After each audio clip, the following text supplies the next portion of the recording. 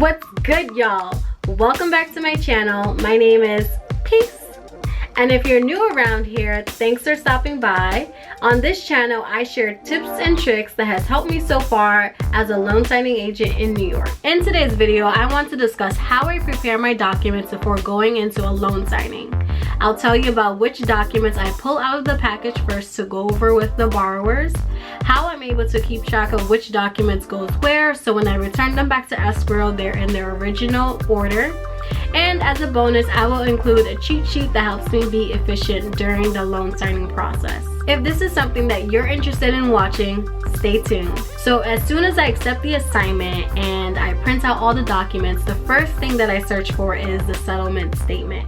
I place this document right at the very top of the loan documents because as soon as I go to the signing and I walk in, I introduce myself, I get their IDs, and I start entering their information into my notary journal, I just feel like it's so awkward for me to sit there writing everything that I need to write down and the signer's just sitting across from me twiddling their thumbs while they wait for me to finish. So I give them the statement because not only does it give them something to do, but if there's anything wrong with the charges, we can stop the signing right then and there and we can call their loan officer. That way I don't waste their time and they don't waste mine. After that, I pull out really important documents like the note, the deed of trust, the notice of right to cancel, the first payment letter, anything like that in no particular order. These are all pretty important documents that can be the reason why I would have to stop the signing in case the borrower doesn't agree with something or has a specific question and needs to speak to their loan officer. The quicker we get these documents out the way, the quicker we can get through the signing. After I have those documents pulled out and stacked closer to the top of the pile, whatever documents comes afterwards, I leave in the same order that they were printed out in. To make sure I don't lose track of what order the documents were in, I just use post-it notes to mark where the original document is supposed to be. Let me show you what I mean. Okay, so I have two index cards here. So pretend this is the deed of trust and this is whatever document comes behind the deed of trust. Assuming I pull the deed of trust out of the pile and stack it closer to the top, I just get a post-it note. I don't think you guys can see what that, yeah, you guys probably can't see what that says. But it says deed of trust, and I just stick it on top of the document that was behind the deed of trust. And I have this little flap sticking out, so it's sticking out, so when I have the entire pile stacked together, I can see that something is missing here. I just need to flip to that page, see what's missing, and then replace the deed of trust back on top, and then I remove it. I hope that made sense. I usually do that when I have a little bit more time to go through the package, and it really doesn't take me that long. So yeah, that's how I prepare my documents. Now here's the bonus. Because I'm new, I still haven't memorized my script on what I say when giving general descriptions of each document. So that's when I had the bright idea to create a cheat sheet. The cheat sheet is very essential for someone like me because when I get nervous, I start to stutter a lot and my mind goes completely blank. And that's the last thing I want to happen during a signing. That's just completely unprofessional, and I don't want signers to think that I don't know what I'm doing just because I'm a little nervous. So what I do once I have the package ordered in the way that I like it, I go through each document and figure out the purpose of each, and I create a brief sentence explaining it the same way I would to a borrower. I have an example here for you guys, but I feel like my light is so bright you won't be able to see it. Okay, whatever. I'll put it up on screen somewhere. The documents are listed in the order that they appear, and the titles are bold so I can quickly peek at it if I forget what a document is for. And at the end, I put whether or not it is notarized or if it needs to be signed. For example, if we look at the first payment information, it says, this form breaks down your monthly cost and states when your first payment is due. That's literally what I will say to the borrower. Like explaining it to them. That's a general description of what the document is for. Here we have a live example of exactly what I do.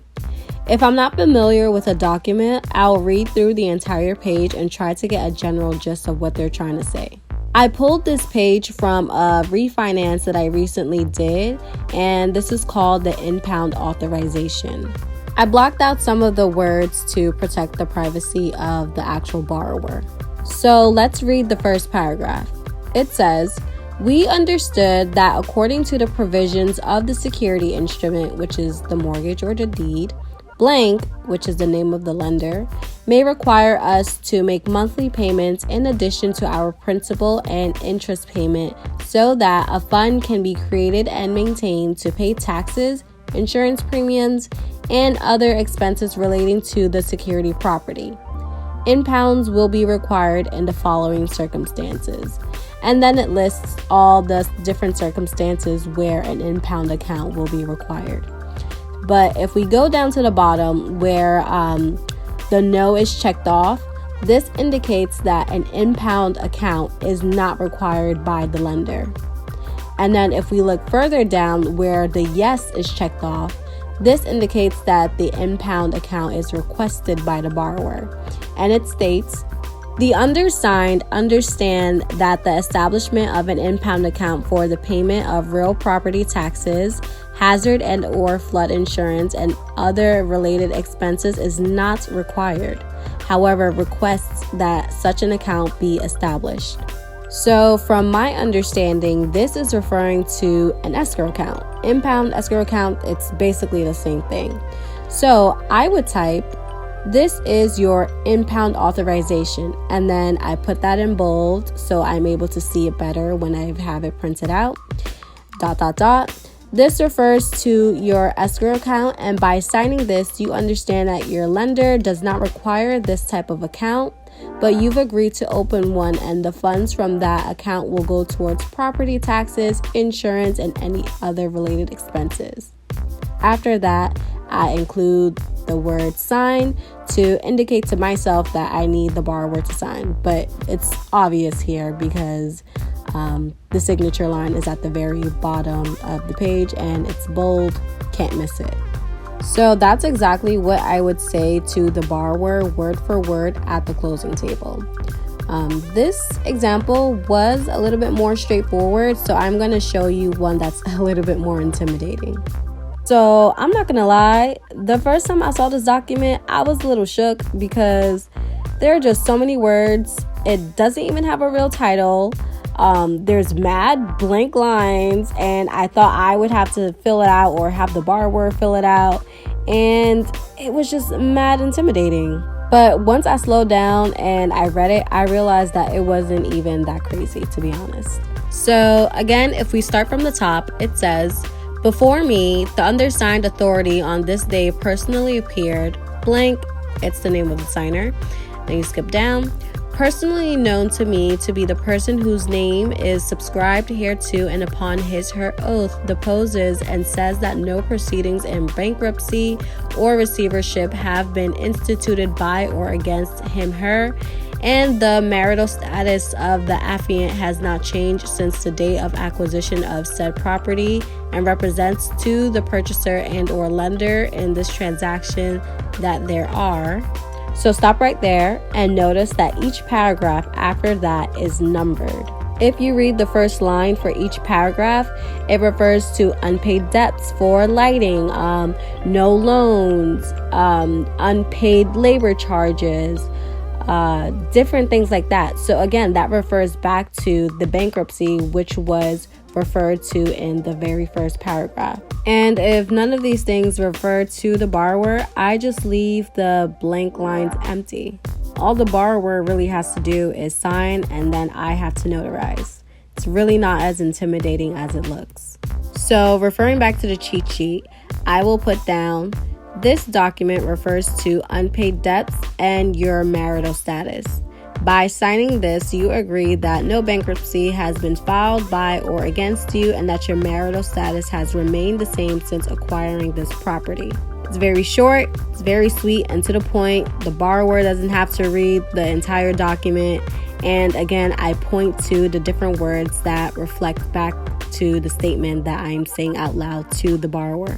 This page does have a lot of words, and sometimes that short summary isn't enough for some borrowers, especially the ones who do want more information about what exactly they're signing. which of course is understandable. So in case I do come across a borrower who would like me to summarize it even further, I will include a short summary of each paragraph. So in the cheat sheet, I'll say, more specifically, 1, there are no unpaid debts for things like lighting, plumbing, and flooring. 2, there are no unpaid loans or charges due from the government. 3, there are no unpaid labor charges for the construction of this property.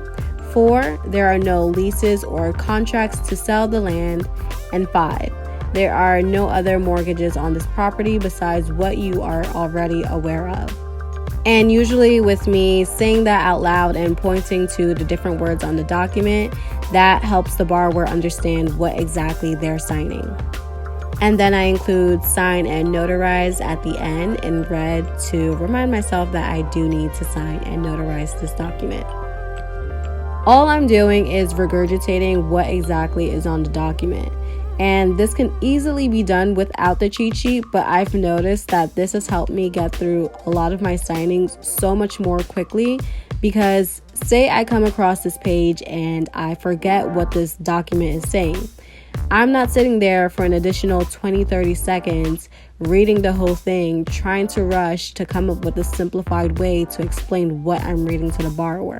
You know, it just makes everything so much more painless.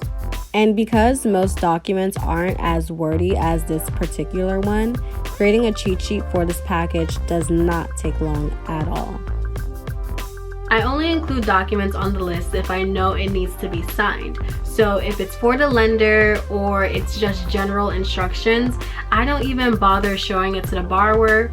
That way we don't waste any time. I try to keep the sheet on the furthest side away from the borrowers. That way I can take a sneak peek whenever they're not looking at me. I try not to read directly off the sheet, but sometimes I really cannot remember which document is which, and no one has ever really asked me why I'm reading off the sheet. But if they were to ask, I would simply explain to them that I want to make sure that the information that I'm giving them is accurate and correct, because I don't want to make a mistake on such an important document. I feel like most people would be understanding of that explanation, and I don't feel like it makes me look like I don't know what I'm doing. If anything, it makes me look like I'm being careful and I take my job seriously. I also keep an index card notebook full of document definitions for instances where I might not have enough time to create the cheat sheet, because I do create a cheat sheet for each package that I get, so they are very individualized. So this is what it looks like. It does include document titles, a brief description if it needs to be notarized or not, and common mistakes people make on these forms so that I can avoid them. So these are all the things that I do and use to make sure that my documents are all in the correct order. I know what goes where and I know what means what. I feel like this just makes everything much more efficient for me when I get to the signing table, and I hope that you guys find these tips helpful for you when you get to the signing table. If you have any questions, feel free to catch me in the comments below and let's have a discussion. Please don't forget to subscribe, and I'll catch you guys in the next one. Bye!